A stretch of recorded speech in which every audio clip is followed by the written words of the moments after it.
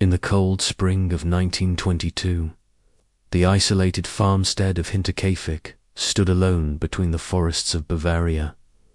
Germany, hidden from the road by fields that whispered secrets to the wind.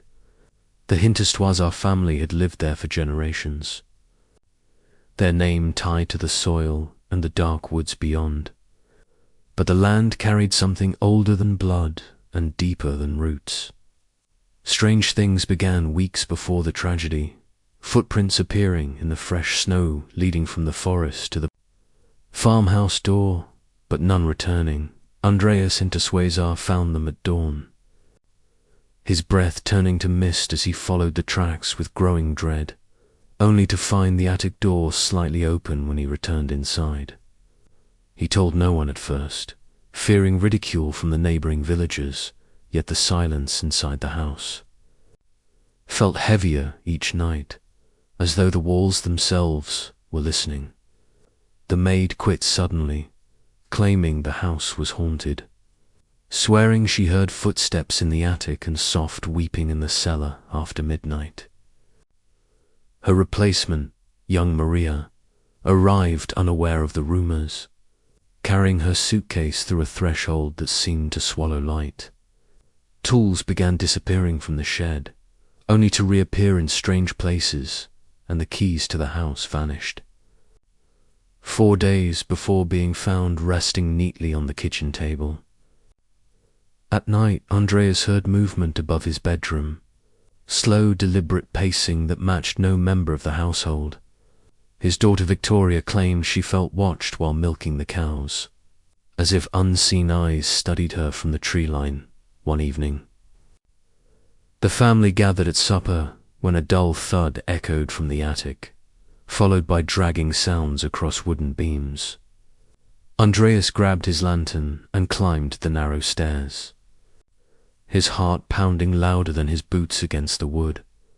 But when he reached the attic, there was nothing there except cold air and the faint smell of earth, as if someone had brought the forest inside. That night, the wind carried a whisper. Across the fields, and somewhere beyond the barn, something waited patiently in the dark. The days grew tense and heavy, as if the farm itself had begun holding its breath. Maria told Victoria she heard someone breathing outside her bedroom door, slow and steady, long after everyone had gone to sleep. When she opened it, the corridor was empty, yet the air felt warm, as though a body had just stepped aside.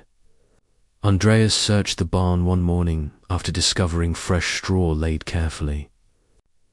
In the corner loft, shaped as though someone had slept there, he found scraps of food missing, bread torn by hand rather than cut, and a water bucket drained though none admitted using it.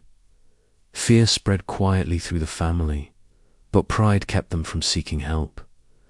On the 3rd night after Maria's arrival, the dog began barking uncontrollably, lunging at the barn doors, until its chain snapped tight. Victoria claimed she saw a shadow move behind the frosted window of the tool shed, tall and still, watching her with unnatural patience. That same evening, Andreas again heard the attic door creak open above him, slow and deliberate. He climbed the stairs once more, lantern shaking in his grip, and this time he noticed something different. The hay was disturbed, flattened in the center, and faint footprints marked the dust along the beams. Then he heard it clearly, a breath behind him that did not belong to his own body. He turned quickly, lantern light swinging wildly across the rafters, but the space was empty when he descended. He locked every door and window, yet sometime in the night the kitchen door unlocked itself from the inside.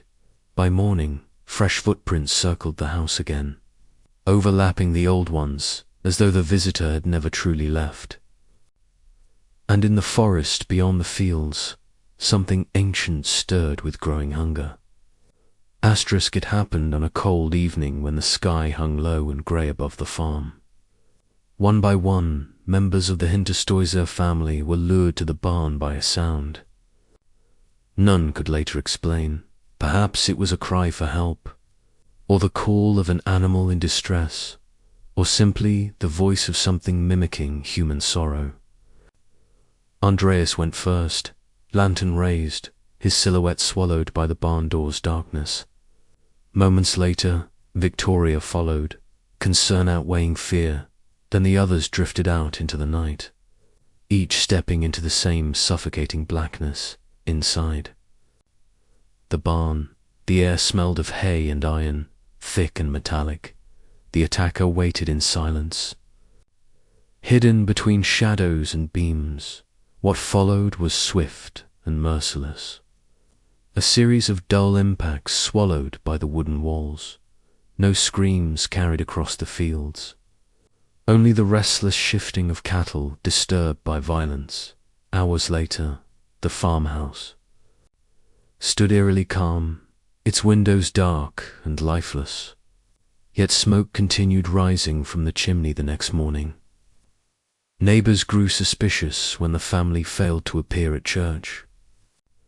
And days passed without sight or sound from the farm. When authorities finally arrived, they uncovered a scene of horror that would echo through generations. The bodies lay in the barn, carefully arranged as though someone had taken time to pose them, but the true terror was this: someone had remained in the house for days afterward, feeding the animals, eating meals, living among the dead. And no footprints ever led away from Hinterstoisser. The murders were never solved, despite investigations and countless rumors that spread like wildfire through Bavaria.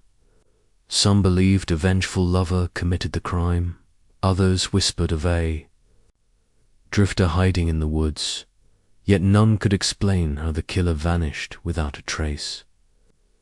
Even more disturbing were the stories from villagers who claimed the farm was never truly empty afterward. Travelers passing near the abandoned property reported seeing lights flicker in the attic window long after the house stood deserted. Children dared one another to approach the field at dusk, swearing they heard faint footsteps pacing above them when the wind died down years later.